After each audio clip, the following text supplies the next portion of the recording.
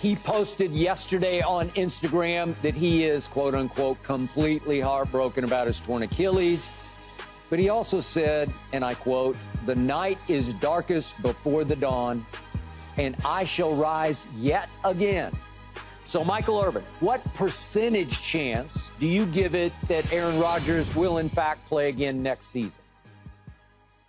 You guys gotta take it now. I've always said I'm a football player. At heart, I'm a football player. Without football, I cringe to think where my life would go. When I get this out of Aaron Rodgers, I come back, I read 120% he will be on that field next year with that team. Let me tell you something. I was talking about this with some people the other day. I thought it was so fascinating to watch this whole, all of this hard knock stuff and this ever-loving love affair with Aaron Rodgers as we represented him. We would hear things coming out of Green Bay, and you were like, it made you cringe about who he was. But now you got a chance to see him behind the scenes. You see how he got along with his football team, with his teammates and everything, and you started liking him. I was looking for validation. I was looking for clarification in that whole relationship. Am I being fooled on Hard Knocks, or is this real? Hard times tell you if it's real. Little things I caught in the game. The guy saying, I saw Aaron Rodgers, I wanted to run that ball back because I knew we wanted to win for him. The players talking about Aaron Rodgers right after the game. In that moment, I said, man, Aaron Rodgers been looking for this kind of love in Green Bay. There are some things that are common to all men. I don't care who you are, all men. That we got to eat, sleep, breathe. We want water. And we want love. We want to feel appreciated. And he got it early on in Green Bay, but not late in Green Bay. He got it in New York like he's always yearned for it, and he always desired it. He will come back to that, and I promise you, he will play again with that football team. And he's going to watch them all year, Key and Skip, and say, my God, if I was there. My God. And you don't need the whole Aaron, even if he comes back off an Achilles, I don't need the whole Aaron Rodgers. I can take Aaron Rod. That's all he'll need is the Aaron Rod. You can leave out the GER, that defensive running game, or take care of the rest. Yeah, 100%, Skip. 100. You got 100. And we talked about it on Monday after the game. Sure. I said he's coming back. He'll be back. It's unfinished business, okay? You look at his caption. You look at what he said, his statement on his social media. He'll rise again, yet again. Yet again. Of course. It's unfinished business. And when you think about it, as I said to you before, I'll say it again. Yeah. Star athletes, they don't end like this. Yeah. They may end losing a playoff game and waving off to the crowd as they walk through the tunnel and shed tears at the press conference and all. They may do that, but they don't end on injury when they still have gas left in the tank. Yeah. They figure out how to rehab, as hard as it may be for a guy in his late 30s getting ready to enter into his 40s. But he still has a desire to play football. Because if he didn't have the desire to play football, he never would have fought his way out of Green Bay and selected the New York Jets. He didn't select other teams. He selected the New York Jets early. Yep. Okay, he put Nathaniel Hackett in that seat as an offensive coordinator. He's not going to leave him hanging. He's going to come back stronger than ever. He's been in New York for several months. He understands what the New York media marketplace is. The fan base is starving for an Aaron Rodgers-led team to get them and make a deep run into the playoffs. So I see him coming back, playing, being... like Michael said, he doesn't need to use his legs. All he needs is his brain and his arms, okay? It's not even his planting leg, ankle. It's his left ankle, which is not his planting leg. So I'm looking forward to him coming back. Let's see if he's around the team. In his statement. Let's see if he's around the team doing this rehab process, which I believe he will be an awful lot and be a part of the young quarterback. Okay. I'm going to strongly disagree with both of you. Okay. I'm going to give it 50-50 that he plays a second year for the Jets. Actually, a first year for the Jets. The reason is this is a different dude. Okay. I remind both of you, he took 4 days to go on a darkness retreat, whatever that is. It's a room. Okay. Dark. Yeah. Turn out all the lights and they put the food under the door, I guess, every night. To figure out, come to grips with, come make peace with, I'm going to play football another year, because he was not sure, according to him, that his heart was in playing football again. Did you realize what you just said, according to him? Yeah. Well, is it melodrama on the part of Aaron Rodgers? Aaron Rodgers was going to always play football, Skip. Okay, I'm not sure about that. This is a different dude who went to South America to experiment with ayahuasca to see if he could go into an altered state to find a revelation of what life really means. He is thinking and guess what life really meant to him? 50 million or You said it, I didn't. No. $50 million to play a football game. No. That's all I'm saying. No. You guys are saying a couple things here, man. You know, Aaron Rodgers was saying, I don't know if I want to play. I don't know if I want to play, so he can get a sense of how bad people wanted him. I just told you. And that may be true. Everybody has this feeling of love. We wanted that feeling of love. And everybody kept telling you how badly we want you. Yep. We want you in New York. We want it. And he felt that sincerity. Let me tell you why I also believe this. How you go into the injury. The first statements you make will determine a lot of things or give us insight to a lot of things.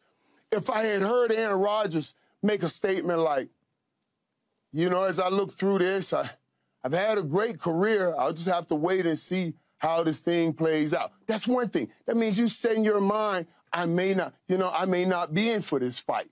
But when your first statements are, I will rise again. Yet again. He didn't say again. He said yet again. That means he has likened this and commingled this with a hard time in his life. Maybe when he sat there in the draft room and all. So now he's saying, or when you couldn't, or when they didn't believe in him, or for 3 years sitting on the bench, he put that on that level. And all athletes, when you put him at that level, he goes back to his greatest pain. He's trying to produce a great promise. I know Aaron Rodgers will be back because he went in thinking this way. Instead of saying, I've had a great career already, I'll see. He said, I will rise yet again. Yet again. Here's why I have my doubts. He got there, and they embraced him the way they haven't embraced anybody since Joe Namath. They had Aaron Rodgers, and they had a defense, and as Michael keeps pointing out, they had Breece Hall coming back off injury. They had the makings of something very special. If, in fact, Aaron could come off last year in Green Bay where all his stats were career lows, all the way across the board, could he revive himself? Can he regenerate? Can he reboot in New York? Because everybody loves him as opposed to everybody pushing him out the back door in Green Bay. So he gets to feel through Hard Knocks the fire of love that was raging in New York City for him. He became the apple of the Big Apple's eye. You've never seen anything quite like it before. And I told you guys, he is under the most pressure he's ever felt in his career because he got to ease into the Green Bay job. It took 3 years, and expectations were lower when he got the job in the first place. And he eased in and grabbed it by the throat and ran with it. And you know what happened. So he became quickly a made man by winning a Super Bowl on that road wild card run. But it's been 13 years since he's been to a Super Bowl, so he's starting to have some doubts, the way any human would, about, can I still do this at the highest level? Because these people want me to do it at the supremely highest level. I don't think he has any doubts, though, Skip. Okay, but listen, the pressure on him was extraordinary. So he, at kickoff, runs out with the flag on 9/11 as he's introduced. And it is a magical moment for Jets fans everywhere. Trust me, he's human. He's feeling extreme pressure. I got to live up to this. Can I? Well, now he's got a whole offseason of long, hard rehab that Michael knows from tearing his Achilles. It's the hardest, longest. It's terrible. And there's a lot of time by yourself doing stuff you don't really want to do in the weight room or wherever the gym is, because it's just tedious work. And you're thinking, do I really want to go through this whole thing and have the whole pressure build back up again? Yes, and now I just went a whole year and I didn't play any football? Yes, I do. Yeah. Yes, I do, because... Okay, maybe you do. I'm not sure he does. He does too, Skip. Look, he selected the Jets. Then the Jets selected him. Yeah. He pointed that he wanted to be in New York. He did all that to get to New York. He's not going to all of a sudden, because of an injury, unless he has such a major setback that they say, well, you can't do this, you won't be able to play anymore. But at that position, I think you can get away with it. I think he's going to be fine at that position. On top of that, he's not going to let all of those people down in the building. He recruited Lazard. I don't know if Randall Cobb will be back. I'm not sure he will, But Randall Cobb may not be back. But Lazard, he has a relationship with Garrett Wilson, okay? He has relationships with Nathaniel Hackett. When you look at that, he has unfinished business. I understand he's a little Northern California weird. I can say that because I'm from L.A. and I'm from California, and I can be weird at times, too. And so people look at some of his behavioral patterns when he was at Green Bay, and the first thing you point to is he went off to a retreat. He's in the darkness room. That's so weird. Oh, my God. He absolutely knew he was going to play football. He did. You cannot sit here, and he couldn't. Well, that's your opinion. That's true. He couldn't look at me across from the room and tell me, oh, I think I'm retiring. I don't know what I want to do. Couldn't do that. Can't do that. But Key, in that other place, I could understand. I really could understand. I mean, Tom Brady didn't feel appreciated enough, and didn't feel that he got enough insight into the decisions. And if Tom Brady can feel not appreciated enough, I know Aaron Rodgers. Well, he can't feel not appreciated enough. But Tom Brady, when he left New England, New England wasn't the New York Jets. The New York Jets now is a better football team than Tom Brady left New England and went down to Tampa. Much better football team, especially defensively. In saying to Aaron Rodgers, we're working with you like you've always wanted and like Green Bay never would. Yeah. We are here with you. So Aaron Rodgers going, all relationships, let me tell you, let me give a school on this. Our relationships, they are not really a relationship if they're not based in reciprocation.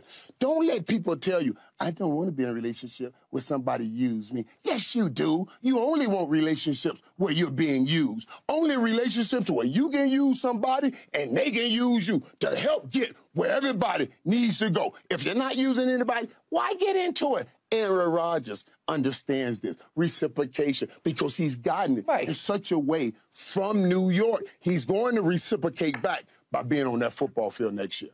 Mike, what the hell are you talking about? I don't know. I gave y'all good life lessons in the midst of football. That's what makes this game so great. It is the greatest game in the world. Like the life, you can't do anything without assistance in this world. There's no such thing as individual isolated success in football. That's what makes us great. That's why it all works. That's why America loves this game. Okay, so Michael, I just learned something. I want a relationship in which I'm being used because that's the best relationship, right? Right. Exactly. That's what Aaron Rodgers wants. And that's what Aaron Rodgers is getting. Where everybody's being used to bring the best out of everybody. Now, what you don't want is a relationship where you're abnormally being used, where you're there for somebody, and then when it's time for you to be there, when you're there for somebody, when it's time for them to be there, they're not there. That's you being used and them abnormally being used. Abnormal use is abuse. Don't make me teach on this all day. I can school y'all on this. You want to be used, but not abnormally used, which is abuse. I don't have to get in that. Let's go. Let's keep getting back to sports. Is that what happened in Green Bay with him then? Is that what you're trying to tell me? Absolutely. Absolutely, that's what happened. And that's why he wanted out. That's what he was saying. I've given y'all everything. I've letting y'all use me. And when I need y'all to keep a Randall Cobb, when I need y'all to do this and do this because I'm saying it's going to make me better or put me in a better place, y'all didn't do that for me. All right. That's abnormal use. Okay, last quick thought on this because you brought up Tom Brady. There's been rampant speculation in New York. No. Should we go after Tom Brady? Obviously, Tom has made it crystal clear. No. I am done, right? No. Okay. But, Brady at home, okay. Man. Do you think Tom sat back even for a second and looked at the Jets situation and thought, defense, run game, New York, and thought about it for even a moment? Once Rodgers went down? Yes. Monday night, You always, I think he probably said, I probably could go, I'm not playing football. No, he's not going to play. No, that's what he probably did. He just through conversation or whatever, probably said, I could get back at the Patriots. I'm done, no, I'm finished. He probably, it's just natural. I mean, that's just a natural instinct to think about. The only way I could see him ever doing anything like this would be if you needed him in November or December, but to have to go through the whole... November, December.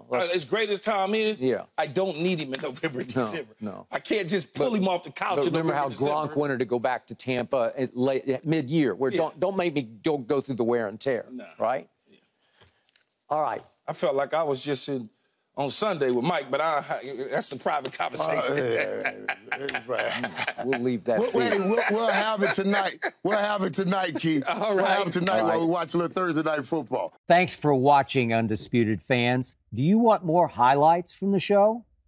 Make sure to click that subscribe button for all the exclusive content from Undisputed.